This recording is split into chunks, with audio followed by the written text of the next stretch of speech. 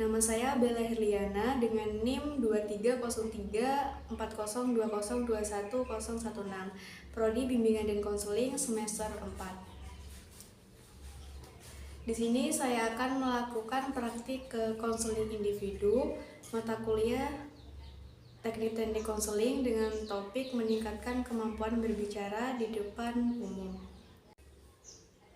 Adapun di sini saya menggunakan pendekatan SFBC atau Solution Focus Brief Counseling atau konseling yang berfokus pada solusi. Dalam pendekatan SFBC terdapat beberapa teknik. Yang pertama ada teknik scaling atau pertanyaan berskala. Skala dalam skala 1 hingga 10. 1 untuk tingkat permasalahan yang sangat sulit diselesaikan dan 10 dengan tingkat permasalahan yang mudah untuk diselesaikan. Yang kedua ada teknik miracle question atau yang dinamakan pertanyaan keajaiban. Teknik miracle question yakni teknik yang dimana membantu konseli agar dapat membayangkan solusi ideal yang dari masalah yang sedang dihadapi seolah-olah masalahnya sudah hilang. Tujuan dari pendekatan SFBC ini adalah untuk membangun harapan dan kekuatan konseli, bukan memperpanjang pembahasan masalah.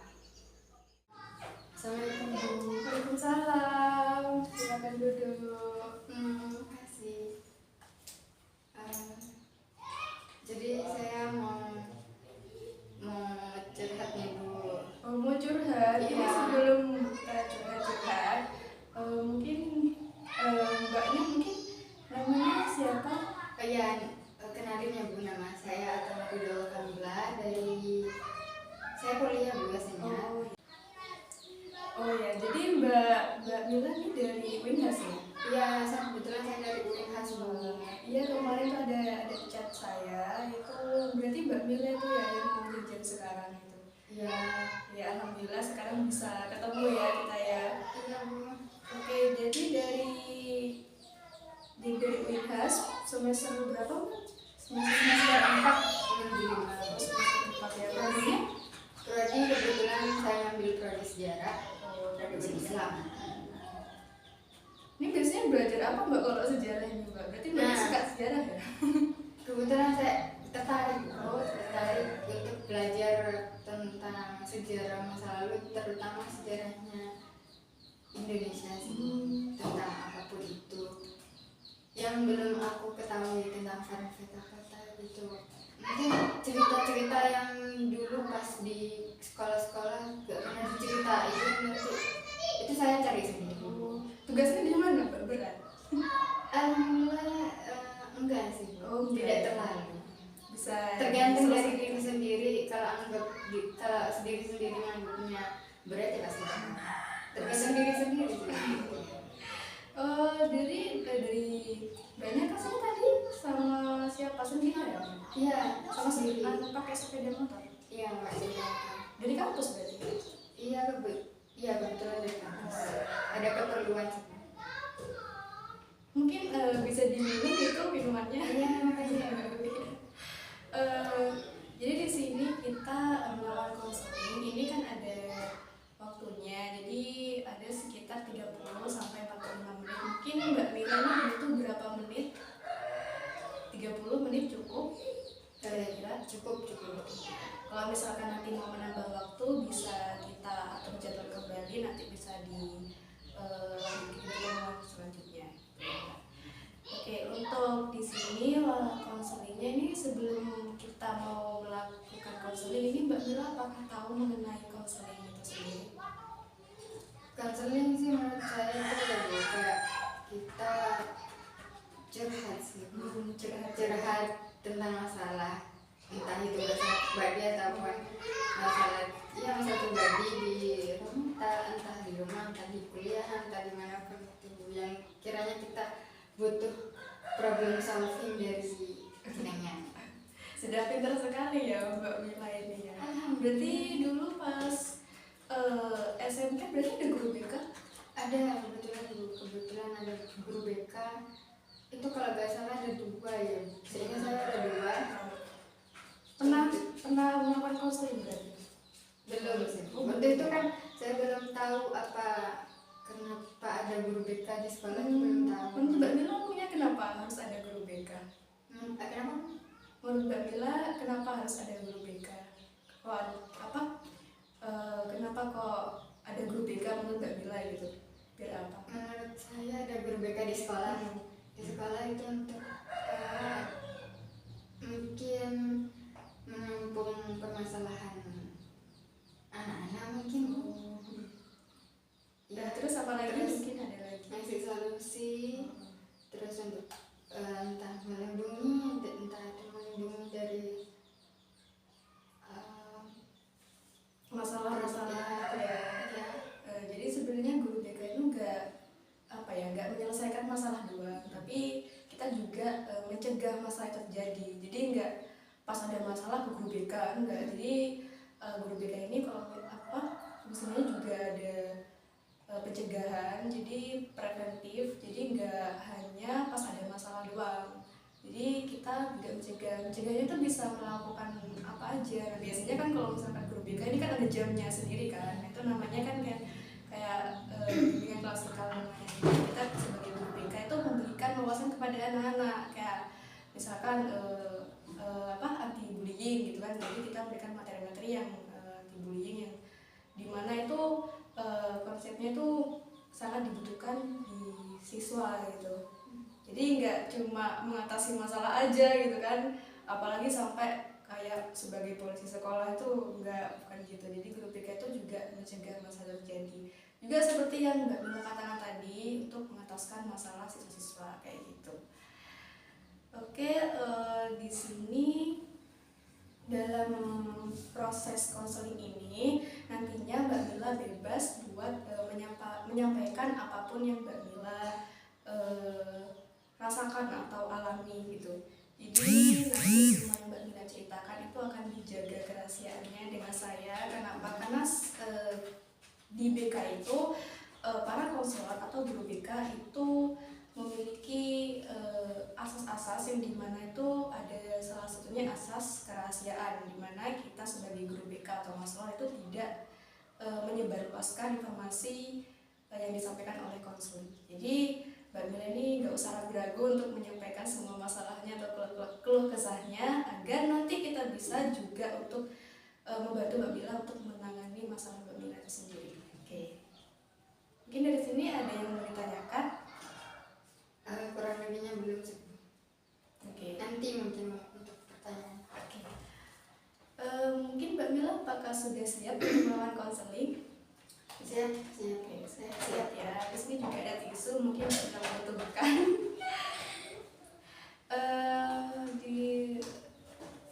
Mungkin hari ini Mbak Mila mau cerita apa ya? Itu ceritanya mungkin tentang diri pribadi sih Bu. Masalah pribadi. Dimana saya tuh kesulitan berbicara di depan umum, kayak nervous, grogi gitu loh Bu. Jadi kayak itu saya merasa menghambat diri sendiri dan berkembang. Jadi itu sih. Pas apa Mbak Mila merasakan demikian? Maksudnya Pas presentasi aja, apa ngomong sama teman-teman kayak biasanya? kalau ngomong biasa itu enggak sih, lebih ke kalau presentasi di kelas. Berarti bahasanya tuh kayak lebih formal gitu ya, jadi kayak deg-deg gitu ya? Kalau di depan teman-teman kan biasa gitu ya. Mungkin dari masalah yang Mbak Mila hadapi seperti berbicara di depan umum tadi, mungkin skala yang Mbak Mila lihat itu dari skala 1 sampai 10 itu kira-kira skala berapa? Kalau misalkan skala 1 itu masalahnya menurut Mbak Mila itu sangat susah gitu, sangat susah untuk diatasi sama Mbak Mila. Tapi kalau misalkan 10 itu mudah untuk diatasi, bahkan gampang atau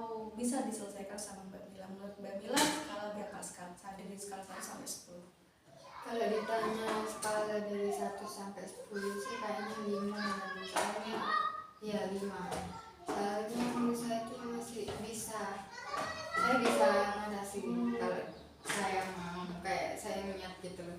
Ya bagus, berarti kalau misalkan Mbak Mila merasa bisa mengatasi gitu ya. Kenapa kok nggak milih satu? Kenapa kok 5? Kalau satu sih itu kan level berat ya Bu. Iya. Itu kayak saya kayak males banget dengan saya Bu. Enggak lah, saya guys males itu. Itu kayak satu itu udah sih gak cocok bagi saya. Saya kan orangnya saya orangnya tuh gampang Masih bisa gitu ya, masih bisa menerima orang gitu ya, nggak terlalu tertutup kayak aku banget gitu. Nggak apa bagus berarti. Mungkin kalau misalkan nih pas habis counseling ini, mungkin kedepannya Mbak Mila tiba-tiba percaya diri gitu. Mungkin nanti apa yang Mbak Mila rasakan kalau misalkan tiba-tiba percaya diri? mungkin yang saya rasakan saya dulu itu bakal jadi lebih banyak teman, misalnya saya lebih humble ke orang, terus apapun yang saya maksudkan itu nyampe ke pendengar gitu. Kalau saya kayak nervous gitu di depan orang kan pesan yang saya ingin sampaikan kan nggak nyampe kan. Itu sih yang mungkin bakal saya rasakan kalau saya lebih pede gitu. Jadi lebih kayak banyak teman. Emang sekarang Mbak Mila kira-kira dalam satu kelas itu Mbak Mila itu bisa akrab dengan seluruh teman kelas itu cuma berapa? Ada beberapa sih, saya lebih Ada 1, 2, 2 ada sih Bu, iya 2 Oh 2 ya. Berarti kalau misalkan yang lainnya itu ya udah kenal aja atau ya sekedar kenal aja. Sudah cukup ya. Kita lanjut ke untuk menyusun langkah-langkah atau strategi yang bisa Mbak Mila lakukan. Menurut Mbak Mila langkah-langkah apa yang mungkin bisa dilakukan? Untuk langkah-langkah yang mungkin bisa Mbak Mila lakukan. iya saya lakukan itu latihan sih Bu, latihan ngobrol, biasa ngobrol sama orang, terus latihan di depan cermin ngobrol, ya terus itu latihan ngobrol sama teman, terus ngerasa lebih pede, yakin pada diri sendiri kalau udah bisa. Mungkin teman itu teman sekelas ya Mbak ya? Iya, sekelas. Mungkin siapa namanya Mbak? Untuk sekarang sih Mar'a sih. Umar ya. Ada sih satunya lagi. Itu namanya Aska. Yes. Oke, untuk apa lagi terus Mbak selain tadi ngobrol di cermin, depan cermin, latihan rutin, terus sama teman juga, mungkin ada lagi yang mungkin Mbak Mila bisa lakukan? Mungkin baca buku sih tentang gimana public speaking itu caranya, terus cara ngatasinya ini gitu. Ya, jadi juga bisa kalau misalkan presentasi nih ya, presentasi itu materinya apa aja, pembahasannya apa aja, jadi kayak dibaca gitu ya, diperdalam lagi gimana materinya isinya. Jadi kalau misalkan nyampe itu nggak blank, juga termasuk untuk menyusun langkah-langkah biar jadi lebih mudah untuk di public speaking gitu. Terus apa lagi Mbak? Apa ya Bu? Kalau misalkan itu buat postur tubuh juga itu juga penting. Kalau misalkan kita ngomong di depan orang itu jangan kayak tapi harus tegak. Dan tipsnya gimana sih kalau misalkan saya kesulitan nih mau melihat audiens itu? Nah itu tipsnya itu bisa kamu melihat di bagian dari terus ke atas, jangan melihat di bagian mata. Itu biasanya kalau udah mata itu biasanya kena apa ya, kayak pressure, jadinya kayak waduh diliatin gitu kan, jadi sadar gitu. Pernah nggak Mbak Mila ini bisa tampil percaya diri walaupun sebentar? Kalau ditanya itu sih kayaknya pernah ya Bu. Waktu itu diskusi sama beberapa dosen sama beberapa mahasiswa lagi tentang suatu komunitas, dan di situ saya disuruh ngasih pendapat diri sendiri terhadap komunitas itu. Dan di situ saya lumayan apa ya, terbuka gitu, lebih santai melakukannya. Dan di situ saya merasa saya bisa sebenarnya public speaking, cuma butuh belajar aja sih. Jadi dalam komunitas itu tuh Mbak Mila tuh dibuat untuk ngomong, menjelaskan itu di depan dosen itu kan? Iya, ya lebih ke situ sih. Jadi semua siswa di situ kan? Ada beberapa mahasiswa, jadi itu diskusinya sebenarnya diskusi santai, tapi kalau ada dosen kan kayak efeknya beda tuh. Tapi atau enggak, Mbak Mila nggak merasa canggung? Enggak, sama sekali enggak merasa. Jadi dosennya itu juga humble banget. Jadi itu yang merasa saya bisa public speaking sebenarnya. Bagus, berarti kan seenggaknya Mbak Mila itu bisa apa ya, nggak terlalu tertutup dan tertekan banget buat ngomong di depan umum. Seenggaknya Mbak Mila tuh bisa gitu ya. Iya. Oke, bagus. Oke, jadi Mbak Mila ini kira-kira nih dari Mbak Mila sendiri, kira-kira apa yang bisa Mbak Mila lakukan untuk mengurangi rasa nervous ini? Baik, kalau dari diri sendiri ya Bu, mungkin latihan dulu, yang penting latihan di depan cermin bisa, terus di depan teman, bantu teman, terus itu baca buku tentang public speaking, terus yang kayaknya yang paling penting tuh lihat sikonnya gitu, gimana kita nanti akan public speakingnya di mana. Nanti kan saya bisa mengkondisikan kalau semisal nanti saya nervous, saya bisa tahu gimana cara mengatasinya sendiri. Ya bagus, berarti Mbak Mila di sini ya bisa gitu ya untuk mengatasi rasa nervous atau mengurangi rasa gugup ini pada saat berbicara depan umum gitu ya. Jadi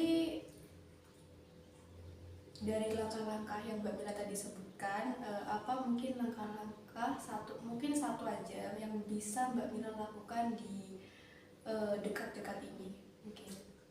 Mungkin kayaknya ngobrol di depan cermin sih, kayaknya itu kan lebih mudah ya, bisa dilakukan di rumah di mana saja ya. Itu yang dimungkinkan buat belajar public speaking. Jadi di situ saya bisa amati gestur tubuh sama gestur muka, mimik wajah, terus saya bisa mengkondisikan ya itu semua dengan omongan yang saya sampaikan. Jadi bisa pesan itu lebih bisa mudah tersampaikan sama pendengar. Ya, jadi itu ya yang lebih simple, lebih mudah gitu mungkin pertama dilakukan untuk berlatih untuk public speaking. Jadi kalau misalkan gitu untuk kedepannya Mbak Mila mau nggak untuk melatih itu? Jadi mulai besok mungkin Mbak Mila bisa menerapkan langkah-langkahnya. Kira-kira bisa nggak? Kalau ditanya mau apa enggaknya sih pasti mau banget ya Bu. Pasti mau banget, soalnya itu bakal ngaruh ke diri sendiri. Nanti kita cari teman kan juga butuh kehamilan itu ya. Pembicaraan itu penting banget menurut saya.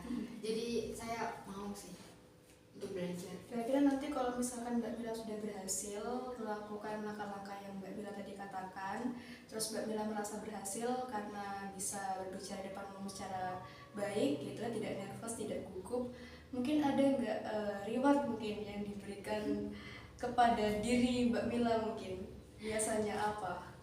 Kalau misalnya tentang reward ini banyak sih ya, tapi yang paling sering itu kalau saya sehabis presentasi dengan baik, biasanya pulang kuliah itu beli es krim yang itu kan, beli es krim apa biasanya Mbak? beli yang biasa aja bu, yang Enggak, yang mungkin ada yang pakai cup atau pakai ya pokok kalau ya ada yang itu ya dibeli aja wes ya. Apa ya? Saya suka banget es krim soalnya bisa naikin mood gitu. Gitu. Jadi itu sih salah satu reward kalau saya bisa mencapai itu yang aku inginkan. Jadi tadi dari sesi tadi yang sudah kita lakukan, mungkin apa yang Mbak Mila bisa dapatkan dari sesi counseling ini? Yang bisa saya dapatkan kayaknya tentang pentingnya percaya diri sih. Itu Gimana Mbak? nah, percaya diri itu dari awal sampai sekarang ini yang saya konsultasikan, saya mendapat pentingnya bagaimana afirmasi ke diri sendiri untuk menghadapi ya pastinya itu masalah diri sendiri. Saya itu public speaking agar berguna sih untuk kedepannya. Itu sih apa ya lagi ya, Bisa kok, pasti ya. meskipun Meskipun dalam kayak kadang nyoba terus kayak masih gugup, tapi kan kayak harus menanamkan afirmasi kayak kamu harus bisa, ya kan? Aku harus bisa melewati presentasi ini misal gitu kan. Jadi harus bisa menanamkan afirmasi positif, jangan kebanyakan overthinking, aku takut bisa, aku takut salah atau apalagi takut salah. Jadi apa ya, harus mencoba gitu kan, dari lebih baik daripada tidak mencoba gitu. itu sih Ya. Betul banget nih. Oke. Oke, mungkin ada pesan-pesan mungkin apa yang ingin kamu sampaikan dari sisi counseling ini? kan kesan-pesan apa ya, mungkin terima kasih ya Bu. Terima kasih, kenapa? Terima kasih Bu Bella sudah mendengarkan kesah saya mungkin saya nggak bisa saya ceritain mungkin nggak bisa sebenarnya, tapi kan sekarang lagi liburan ya Bu, lagi liburan. Kalau yang Mbak Mara itu mana sekarang? Oh ya, dia sekarang di kampus kan lagi liburan. Rumahnya di mana? Lamongan. Iya, jauh banget kan Ibu? Jauh banget. Berarti dia ngekos. Kalau Mbaknya nggak ngekos? Enggak ada. Kan saya di rumah, Bu. Rumahnya saya deket. Oh dekat ya. Di mana emang rumahnya Mbak? Di panti. Oh di panti. Jadi saya PP aja cukup. Saya ada saudara di sana rumahnya di panti juga. Oh iya? Iya. Di desa Suci Mbak. Di sana. Mbaknya di desa mana? Saya di desa Serutnya. Oh, Jadi sebelumnya jadi Suci. Ya. Kalau dari arah Lumayan sana- berarti ya Mbak ya jaraknya. Lumayan sih kalau bolak-balik dalam sehari tuh lumayan capek. Mbaknya ikut HMP juga? Iya, Ya, semacam semacam itu. itu. Itu juga buat melatih Iya, public buat speaking. bisa melatih public speaking juga. Jadi apa ya, berguna, bermanfaat juga bagi kita. Kebetulan juga saya di divisi pengembangan Big Bang itu. Iya, itu ngapain aja Mbak di Itu kayaknya tentang penulisan karya tulis ilmiah sih. Gitu. Mbak Mira sudah pernah mencoba apa aja? Ini kan masih awal Bu. Oh, masih Jadi awal ya? Ini masih menjalankan program sebelum mengeluarkan produknya. Jadi untuk sekarang jadwal dekat ini kayaknya merencanain itu sih. Ngejadwalin program-program di divisi Litbang. Tapi kan sekarang lagi libur ya Bu, jadi nanti mungkin pas masuk kuliah. Baru bekerja gitu ya? Mungkin sekarang lagi di planning aja dulu. Emang Mbak Mira kira-kira mau mengeluarkan produk apa? Maksudnya produk ini kayak kepenulisan tulis, terus kayak misal artikel, jurnal, gitu-gitu sih Bu. Sudah bisa mengerjakan artikel? Sudah, kemarin kebetulan saya sudah publish jurnal. Alhamdulillah sih Sama. sama. Kurang tahu ya Bu, kayaknya nggak sampai sebentar deh. Cukup di website Prodi. Oh. Ya. Tapi itu sama kelompok sih.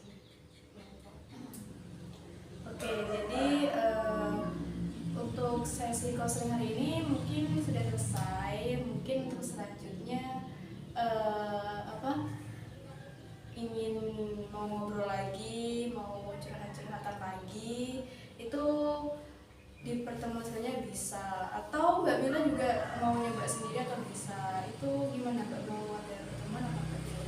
Mungkin saya bisa, kalau boleh sih hubungi lewat by WA aja ya Bu. Oh ya, nanti bisa dihubungi lewat WA, nanti mau ngadain pertemuan selanjutnya apa enggak gitu ya. Oke.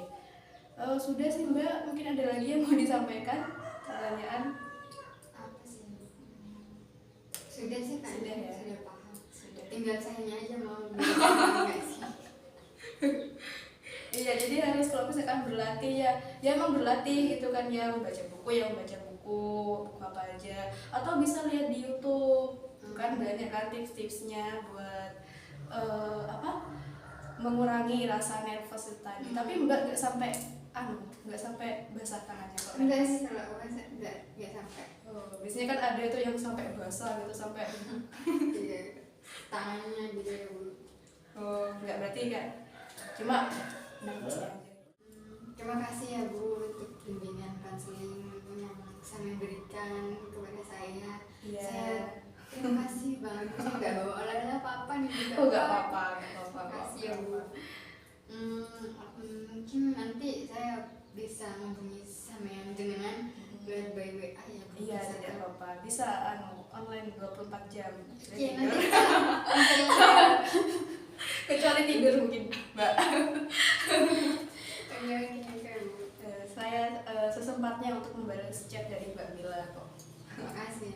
Ya, sama-sama. Terima kasih juga buat datang ke sini panas-panas baru dari kampus, terus habis itu kayak capek gitu kelihatannya. Terima kasih juga Bu dapat menceritakan seluruh keluh kesahnya itu. Terima kasih. Baik Bu, mungkin saya langsung pulang saja. Bukan pulang sih Bu, saya langsung ke kampus dulu ya Bu. Saya ada urusan sekarang, ada acara. Jadi saya harus cepet-cepet ya Bu. Iya, Terima kasih Bu. Iya, makasih juga. Saya sama-sama Bu. Makasih banyak. Sekian praktik konseling individu dari saya. Kurang lebihnya mohon maaf. Wassalamualaikum warahmatullahi wabarakatuh.